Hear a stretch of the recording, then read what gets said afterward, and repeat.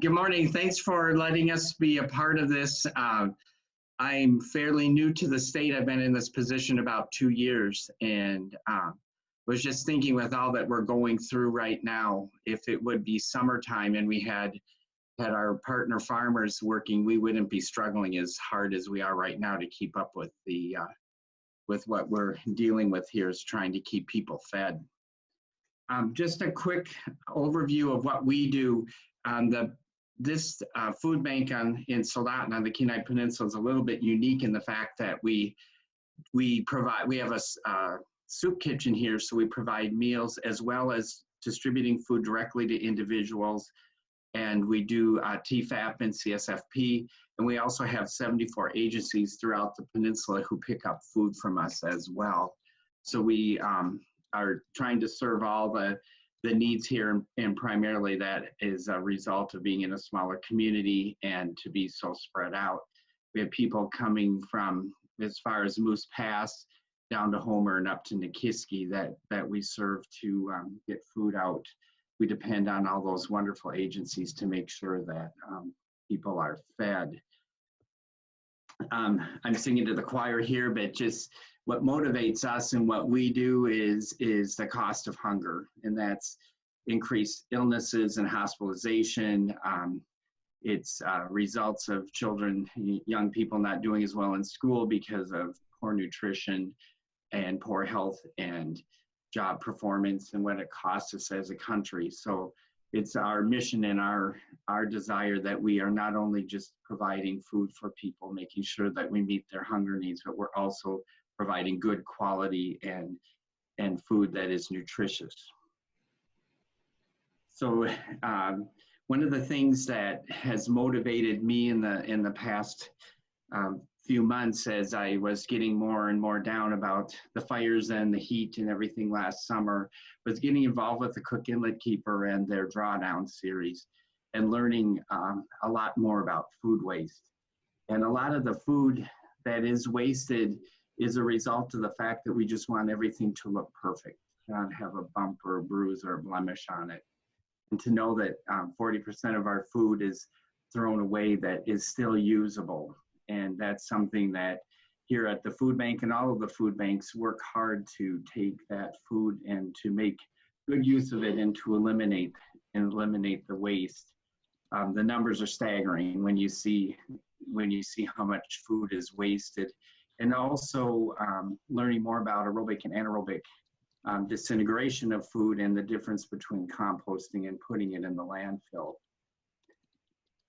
This was pretty overwhelming to me when we learned this when doing our book study last summer, that food waste in the landfill is the number 3 largest producer of greenhouse gases because of the way the food is disintegrates in the landfills, and a huge motivation for us to do more than we have been to make sure that that doesn't happen.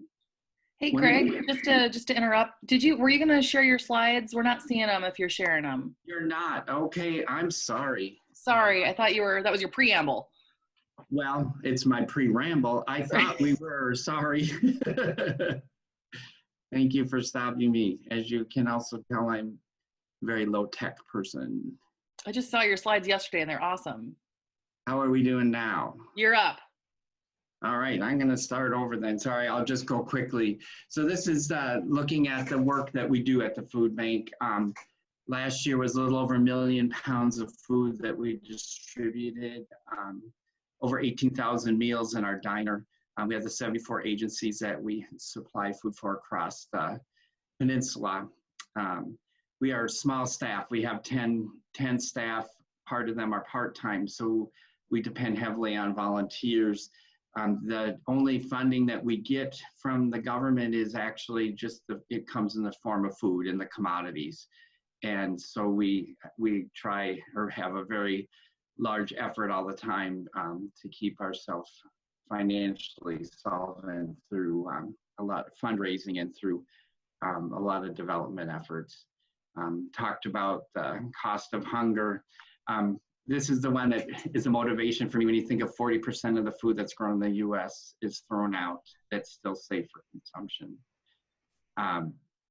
as well, the amount of food and the greenhouse gases. And I think it was at one of our meetings at Odie's that Heidi did such a great job in saying, let's get the food to the people first, and then to the animals, and then to compost, so we can make sure that we're routing all the food that can still be used and use it in the proper order. So this was, like say, my motivator last summer, when you see the amount of greenhouse gases that are created because of the food going into the landfill, that we're doing everything we can do here at the food bank to divert that from happening. One of the ways that works so great for us is working with the local farmers here. Last year it was almost 110,000 pounds of food that we were able to divert out of the landfills and get to local farmers. And in exchange for that, we weren't looking for that, but it's been a great partnership. They bring back fresh eggs for us and produce, and we just have received half a hog that we'll be using to cook in our soup kitchen. And it's just a wonderful community partnership that we can work together. Actually, we most of the time have more farmers coming in a day than we have food waste that we can provide for them. So we have also been working with the cook and the keeper, and if in their chicken bucket project, where there's handing out buckets to individuals to put scraps into and at their homes and bring to the cook and the keeper. They can also bring it here to the food bank, and we are getting that out to farmers first, like you say, and then what's left that can be composted.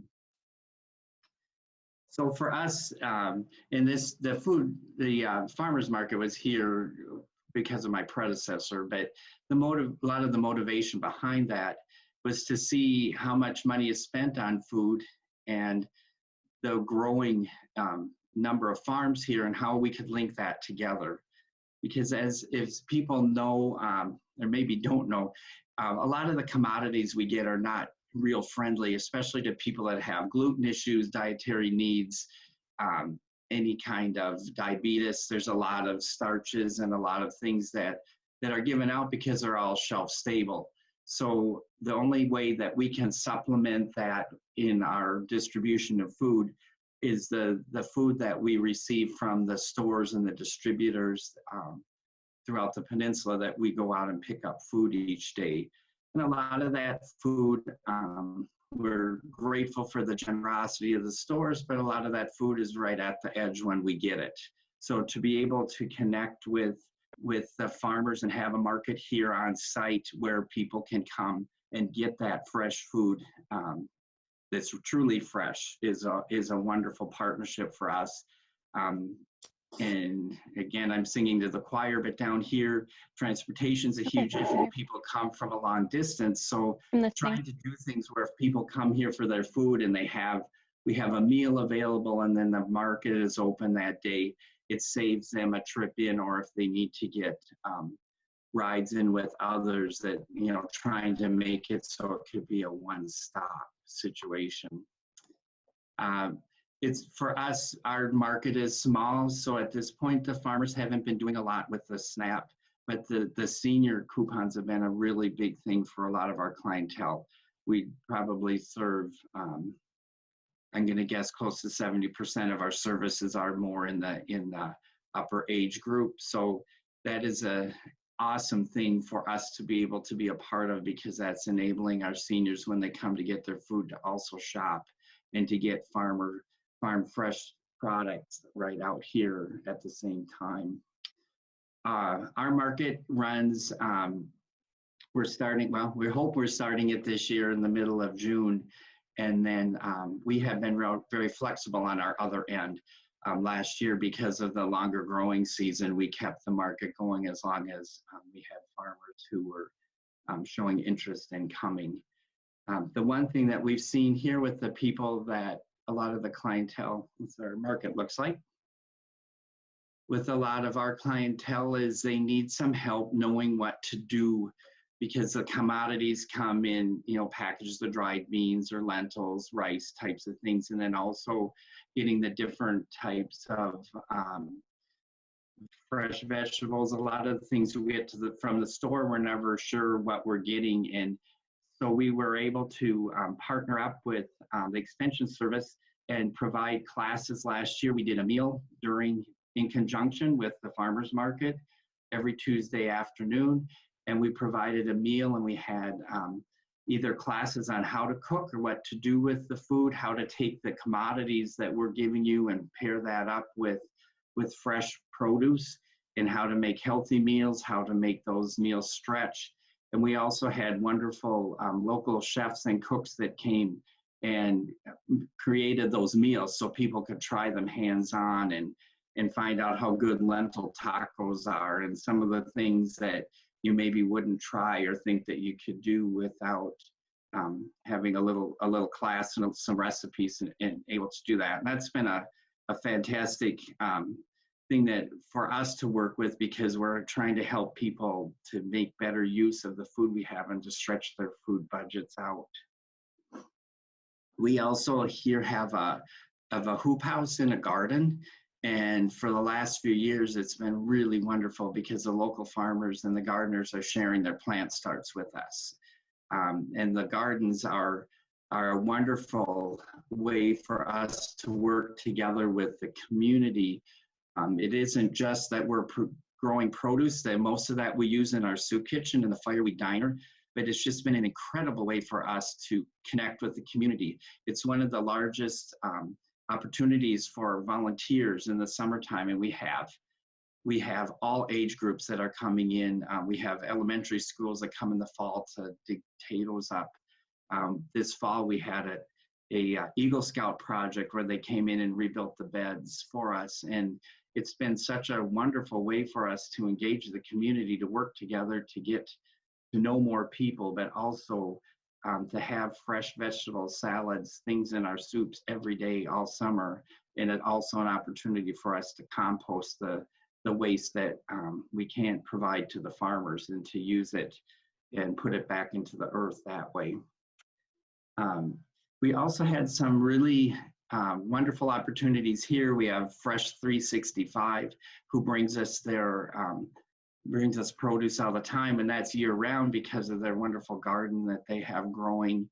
And last year we also, towards the end of the growing season, had an opportunity, which I hope will happen again, where we had funding through the Food Bank of Alaska, and 2 of the local farmers were able to provide food at the end of their growing each week. Whatever was left over, we were purchasing that and providing that to particularly 2 of our agencies, one in Anchor Point and one in Nikiski, who don't have as much opportunity to get the fresh produce as some of the agencies closer to town. And it was a really, really well appreciated, and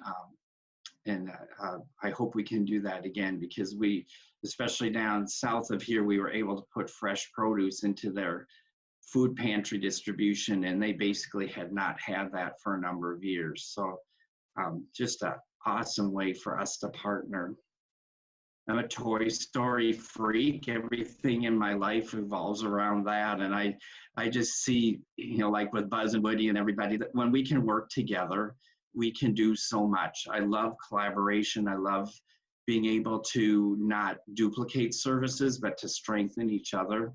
And as we're working hard to improve the quality of the food and the nutrition that we provide, really the only way for us to be able to do that is to have access to fresh food. And the farmers around here have been so generous and cooperative in that. And that's a way that we can partner up between that and the vegetables and the fruit that we pick up from the stores each day.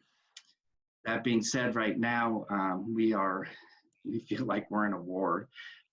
The stores are, as you know, being so shopped down. We're not getting a lot of produce and things from the stores, and our services, we've been seeing a dramatic increase. We've been adding almost 10 meals a day to the people coming and picking up at the diner. We're committed to not stopping our food distribution. We're just doing it in a different way now. A lot of it is kind of door to door. We're trying to help out with the seniors with some delivery, but we are working hard, and that's a place where some of the farmers, fish producers dropping off salmon today, enabling us to still be able to create and cook and distribute hot meals and to supplement the commodities as we send them out. So I don't know if people have any questions or is anything else to add to that, but hopefully you're not hearing too much noise here. We're now operating 7 days a week, so the food bank's making a lot of noise in the warehouse. Hopefully that's not bouncing back. Good. No, thank you so much, Greg. Amazing work you're doing. Well, I said, it's just been an awesome thing for me, and being new to the community, having people come and meeting the farmers and having that market every Tuesday evening was just a way for me to really accelerate getting anchored in the community and getting to know more people, because it really is also a wonderful social function, which hopefully we'll be able to return to that again. The greatest success we had last year was rhubarb juicing. I think we had the line so long, we ended up cutting it off at like 8:30 or 9 o'clock, and we could have just kept juicing, but people are really interested in a lot of, those kinds of things, because they have this stuff growing and they want to be able to make better use of it. Amazing.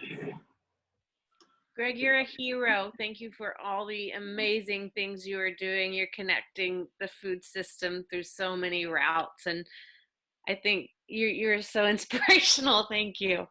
Well, thank you. I second that.